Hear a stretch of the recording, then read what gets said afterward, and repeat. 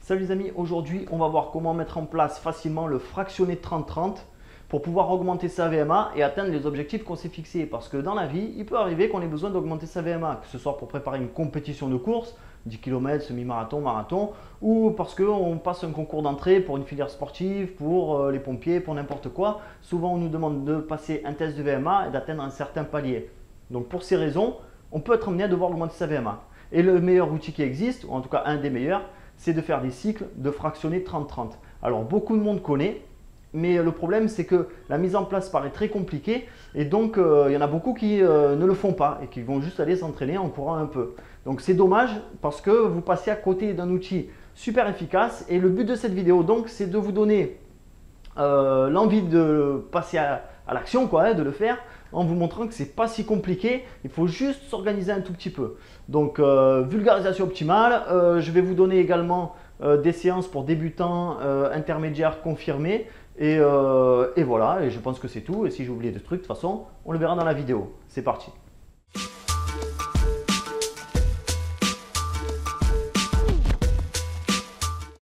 Alors, lorsqu'on veut monter une séance de fractionné, il y a plusieurs prérequis à respecter. Le premier de ces prérequis, c'est tout d'abord d'avoir accès à une piste d'athlétisme pour courir. Pourquoi? Parce que c'est toujours plus facile de courir comme ça là sur un truc ovale que de faire des longueurs aller-retour ou alors de courir sur une surface qui n'est pas totalement plate ou quoi. L'avantage de la piste, c'est qu'il n'y a pas besoin de se focaliser sur ça monte, ça descend, il y a des obstacles ou quoi que ce soit. Vous pouvez vraiment vous focaliser, encore une fois je me répète, sur vos allures et donc c'est vraiment ce qui est optimal. Des pistes on en a tous chez nous à maximum 10-15 km de la baraque, vous avez accès à une piste d'athlète qui est toujours ouverte.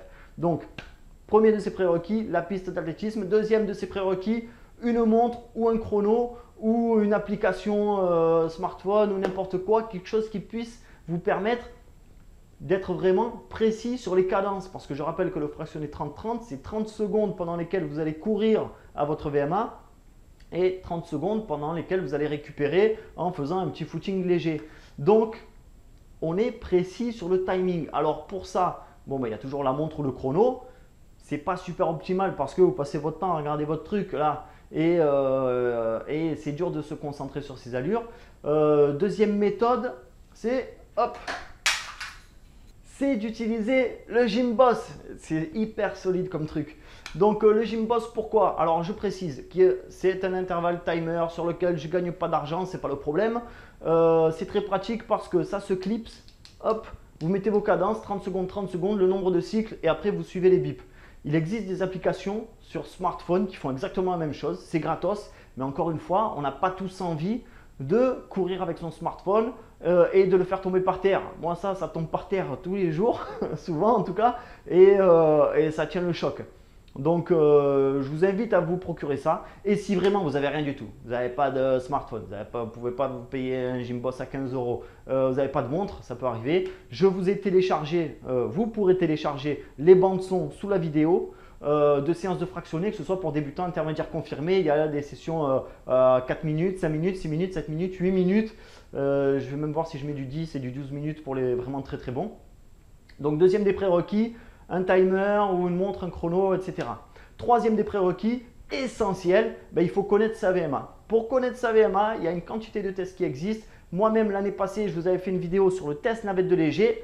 Il suffit de cliquer dessus, vous mettez en place, c'est très rapide, entre 10 à 15 minutes et vous connaissez votre VMA. Et enfin, le dernier des prérequis, c'est bien beau de connaître sa VMA, mais il va falloir calculer la distance que l'on doit parcourir pendant nos fameuses 30 secondes où on va courir plutôt rapidement.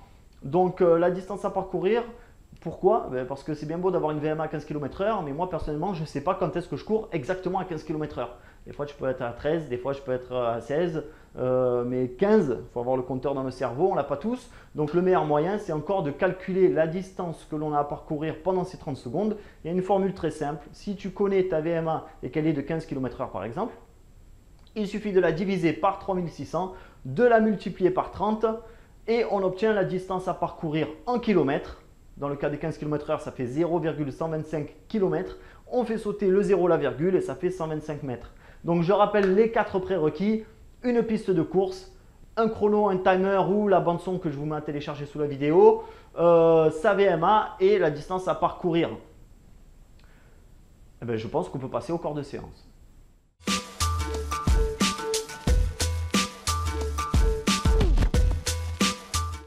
La séance de fractionné, elle va se diviser en 3 parties.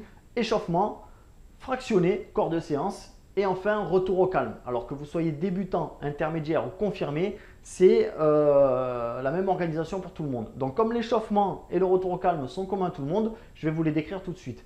L'échauffement, 15 à 20 minutes de footing relativement rapide, petite vitesse agréable on va dire.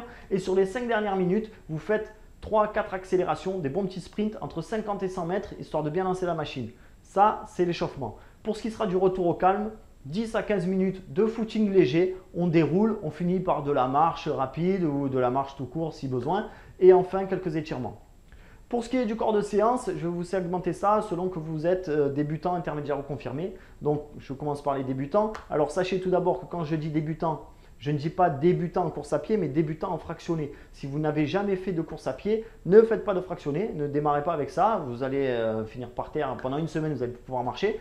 Donc, si vous êtes totalement débutant en course à pied, commencez par faire des footings tranquilles à votre rythme, 20 à 30 minutes, 2 à 3 fois par semaine. Vous faites ça pendant quelques semaines et une fois que vous serez habitué, vous pourrez faire du fractionné. Donc, le corps de séance fractionné pour un débutant, personnellement, je pense que 4 répétitions, ça suffit. 4 minutes de travail.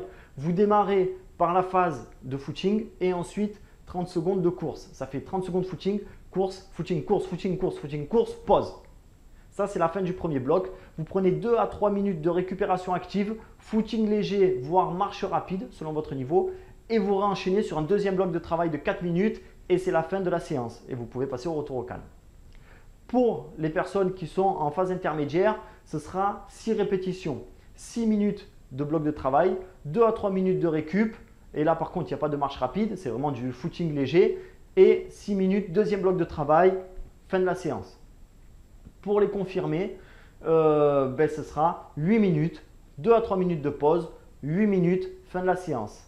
Ça, c'est une option que je pose, que c'est, c'est une proposition que je vous donne. Libre à vous de l'adapter selon vos besoins et selon votre niveau. Il n'y a pas de problème là-dessus. Sachez que je vous ai fait une perspective de progression sur 3 semaines. Elle est juste sous la vidéo. Il suffit de la lire, de la noter sur un papier. Et enfin, donc, n'hésitez pas à l'adapter en fonction.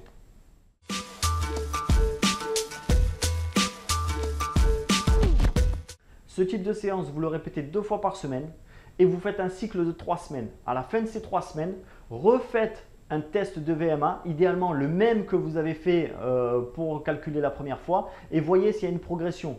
S'il y a une progression, tant mieux. Vous pouvez repartir sur un nouveau cycle si vous voulez encore avancer.